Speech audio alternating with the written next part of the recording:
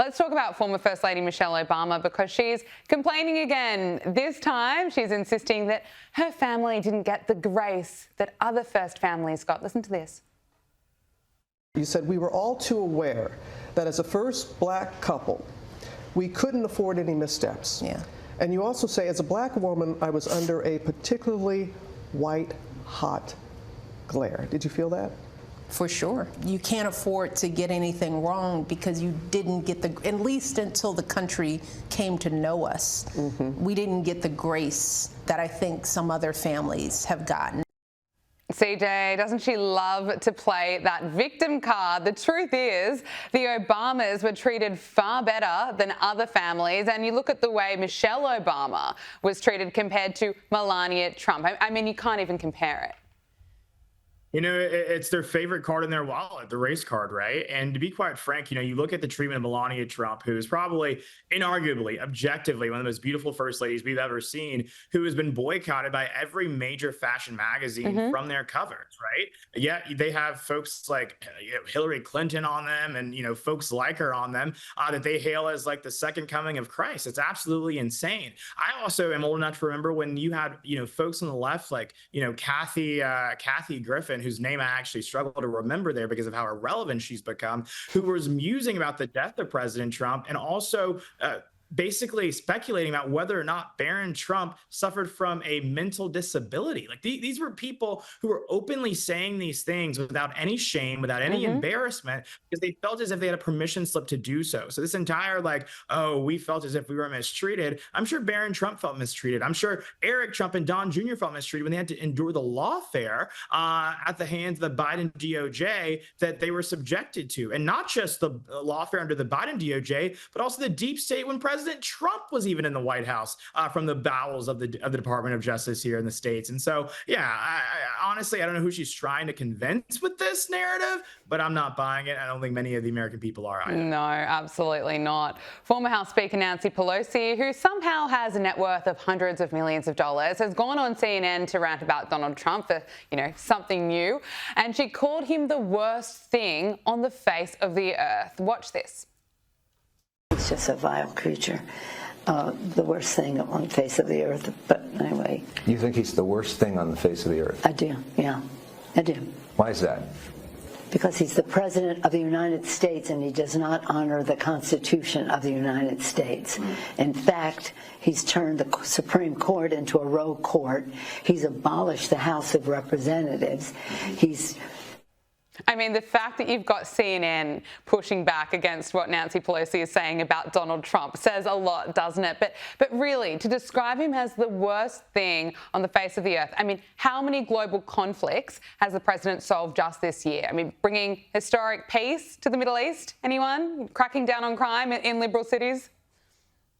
Right, exactly that. And I would actually describe the worst person on the face of the earth as one of the left's passionate followers who killed Charlie Kirk, who's currently sitting in a jail in the state of Utah. So maybe Nancy needs to, open her eyes and into the reality that we currently find ourselves in as a country. But here's the deal. All of these people know how to do is speak in hyperbole and absolutely just live in a constant state of crashing out. It's actually unwell. These people need Xanax.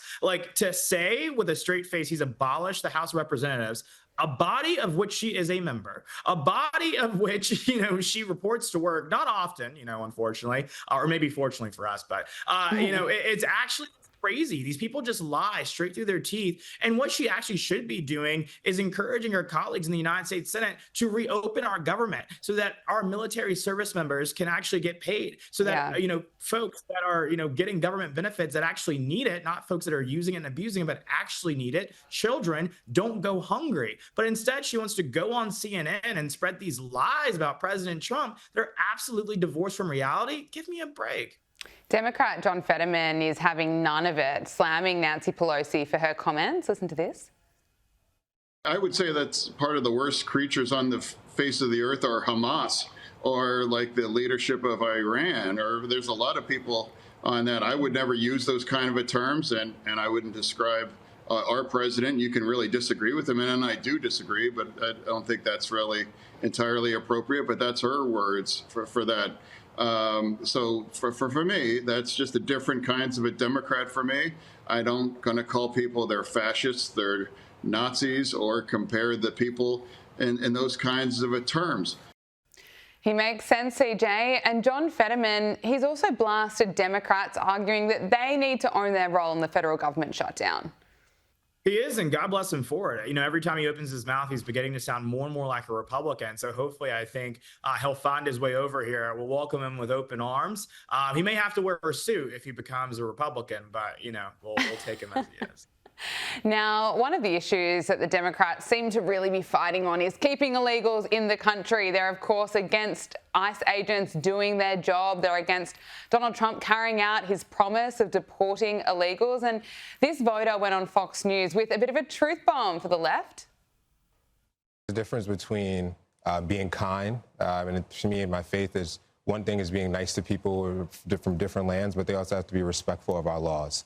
And everybody wants to come to the United States because we have a great economy, have a lot of opportunity, but there's a process to do that. My family has been here since at least the 1700s. There's no one that's gave us a free $1,400 debit card. No one gave us a free apartment.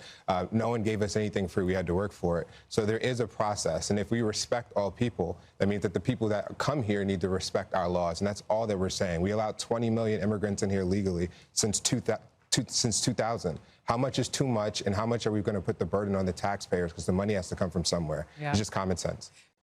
CJ, some common sense there, so I'm sure the left will find a way to call this guy radical.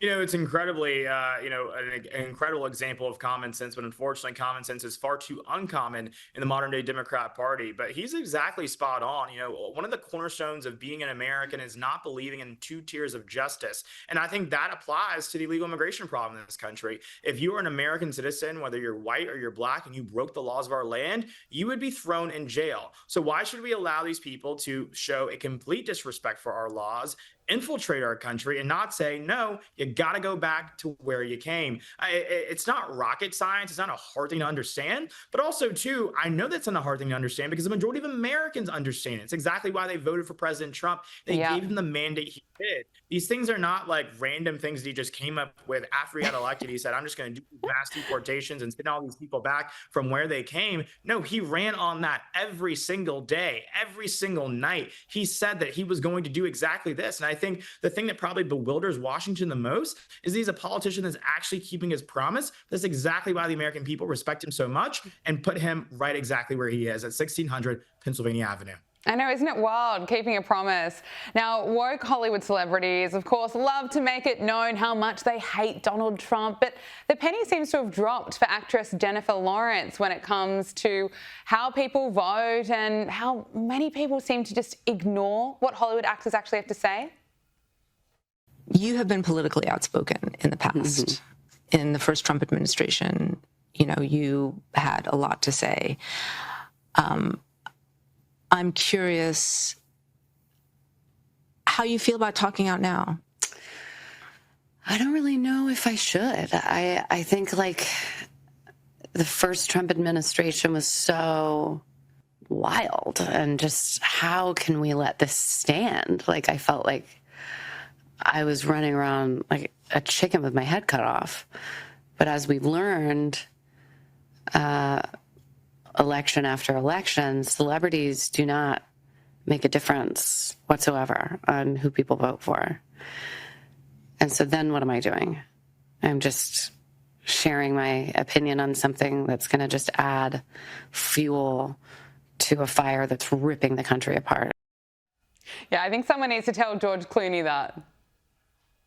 Yeah, exactly. And I'm glad that Jennifer Lawrence has come to this epiphany that was pretty apparent to the rest of us with functioning brains a long time ago. But I'm glad, you know, some of us are a little slower than others. So welcome to the reality, Jennifer. But, you know, here's the thing. I think she is actually spot on in the sense that the American people a long time ago realized that we were not going to allow Hollywood elites to dictate the direction of this country. And thank God for that.